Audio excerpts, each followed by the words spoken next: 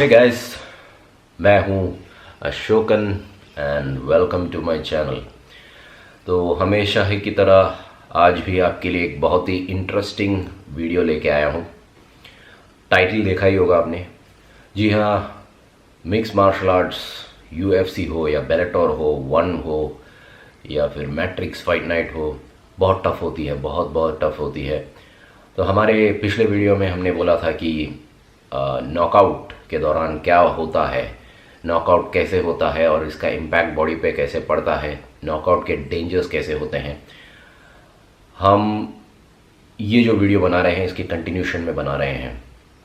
Okay, एक और बात कह देते हैं कि अगर आपने काफ़ी ट्रेनिंग की है, अगर आपने काफ़ी प्रैक्टिस की है, अगर आपने एमेच्योर और प्रोफेशनल फाइट्स लड़ी हुई है तो कोई प्रॉब्लम नहीं है। अगर आप कॉन्फिडेंट हो तो नो प्रॉब्लम। बट अगर आप एक यंग फाइटर हो, आप शुरुआत कर रहे हो, तो ये जो वीडियोस हैं, जो पिछले वीडियो है और ये वीडियो भी आपके लिए बहुत यूज़फुल होने वाली है। तो हम लोग इसके बारे में सब डिस्कस कर रहे थे। तो सरप्राइजिंगली, अनबिलीवेबल, हमको एक लाइव एग्जाम्पल भी मिल गया था। बस एक आध दो दिन पहले ये इंसिडेंट हुआ है। ओके, हम इसी के बारे में इस वीडियो में डिस्कस करने वाले हैं, तो ध्यान से सुनिएगा। तो ये जो इंसिडेंट मैं बताने वाला हूँ आपको, शायद से इंडियन ऑडियंस को मुझे नहीं लगता पता होगा, क्योंकि इंडिया में तो मुझे कुछ डिस्कशन नहीं नज़र आ रहे हैं। बट दुनिया भर में जो एमएमए दुनिया है, एमएमए वर्ल्ड, जो फैंस हैं या एक्सपर्ट्स हैं या एमएमए फाइटर्स हैं, सब इसके बारे में चर्चे कर रहे हैं, डिस्कशन कर रहे हैं। ओके, तो मैं एक फाइटर के बारे में बात करने वाला हूँ। उनका नाम है मैक्स रोशकॉम्फ। ओके, तो ये एक आध दो दिन पहले, I think last Saturday night या संडे, इन्होंने लड़ा था। ओके, इनका डेब्यूट फाइट था। और मैक्स रोशकॉम्फ एक ब्राज़ीलियन जिजित्सु प्लेयर हैं, वो एक रेसलिंग प्लेयर हैं, ग्रैपलिंग में अच्छे हैं। ओके, और इसी के बल पे उन्होंने प्रोफेशनल फाइट्स खेले और 5 प्रोफेशनल फाइट्स खेले थे जिसमें वो अनडिफीटेड रहे हैं।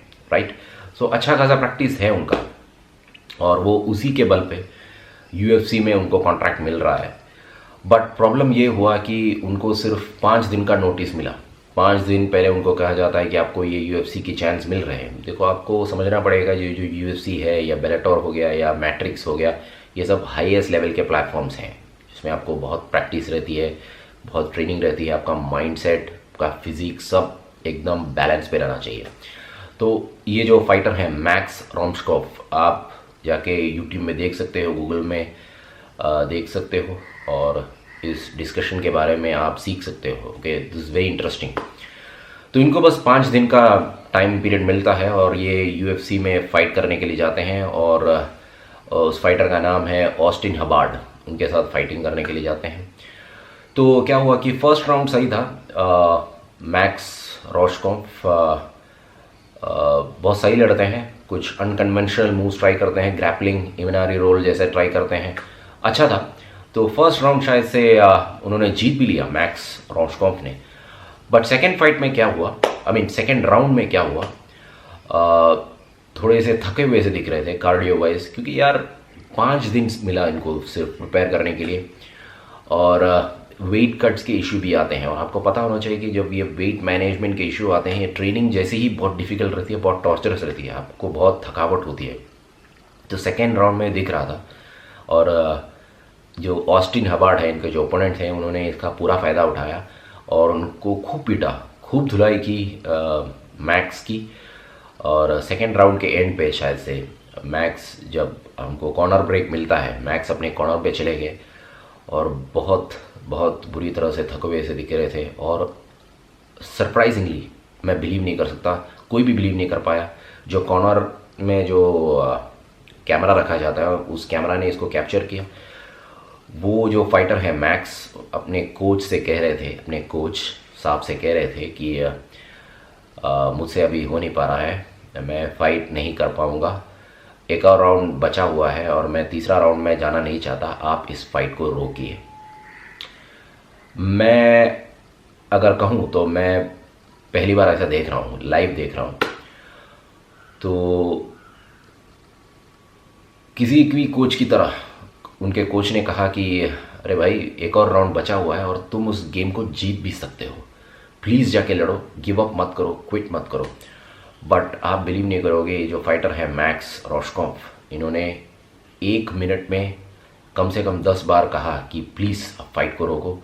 और जब ये जो फाइटर है उनको पता है कि कैमरा भी देख रही है, सब दुनिया देख रही है, तो उन्होंने बहुत आवाज़ कम करके भी कहा कि प्लीज़ आप फाइट को रोको कैसे भी करके।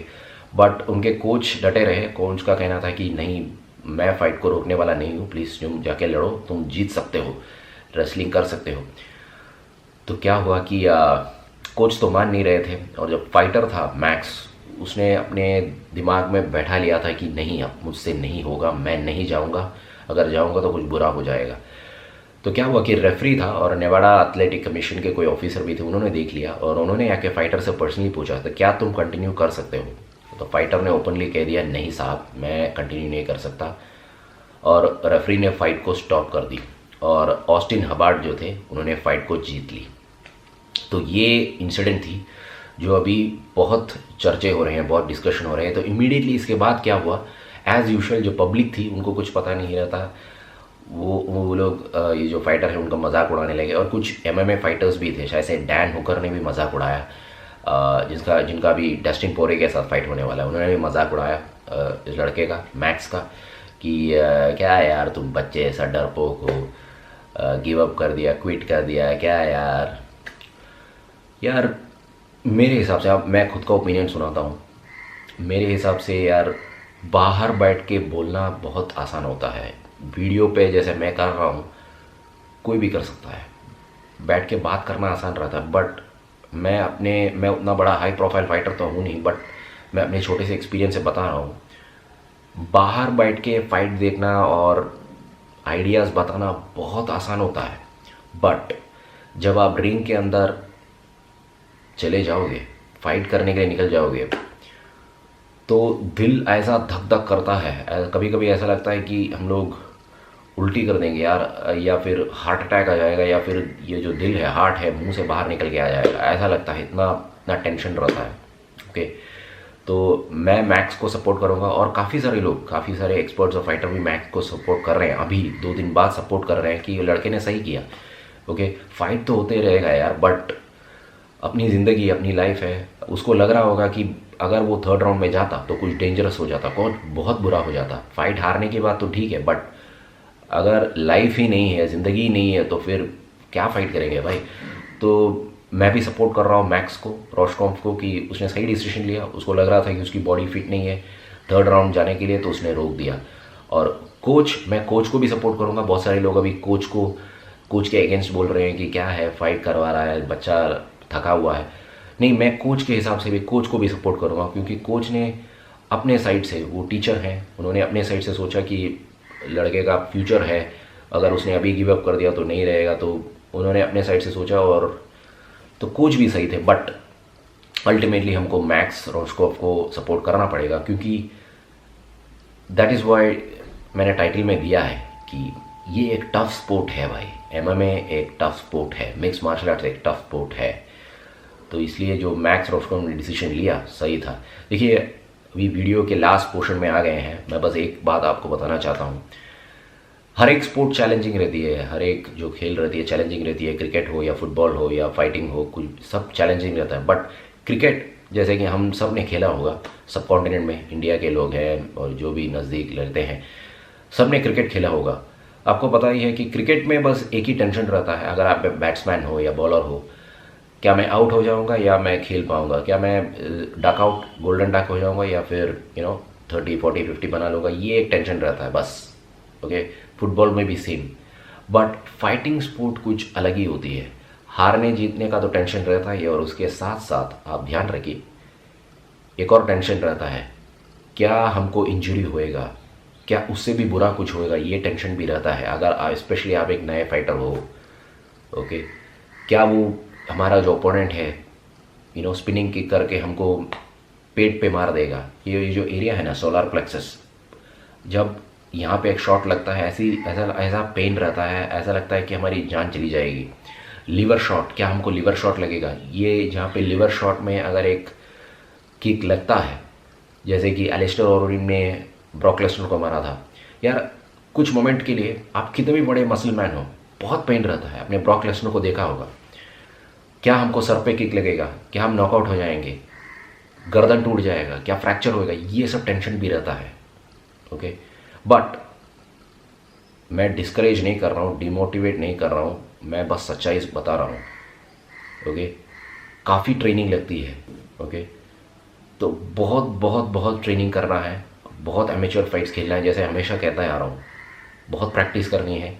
तो इसके साथ क्या होगा कि आपका कॉन्फिडेंस बढ़ते जाएगा, और मैं पक्का कह रहा हूँ जब आपका कॉन्फिडेंस उस हाई लेवल पे पहुँच जाएगा, आपका डर ऑलमोस्ट लाइक बहुत कम हो जाएगा।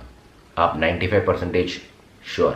ओके, अभी 4-5% डर तो सही है, उतना डर तो हमेशा रहना ही चाहिए तब, ताकि आप अलर्ट रह सकें। ओके, तो मैं क्या बोलना चाहता हूँ आपसे कि अगर आप एक नए फाइटर हो, अपकमिंग फाइटर हो, अभी लॉकडाउन के बाद सब जिम सब खुल जाएंगे लॉकडाउन के बाद, तो आप सही से प्रैक्टिस करना, सही से ट्रेनिंग करना, जितना हो सके उतना ट्रेनिंग करो, तो और कॉन्फिडेंस ले लो, और उसके बाद आप जाके फाइट करो।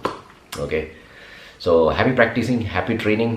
Okay warriors, see you again in my next video.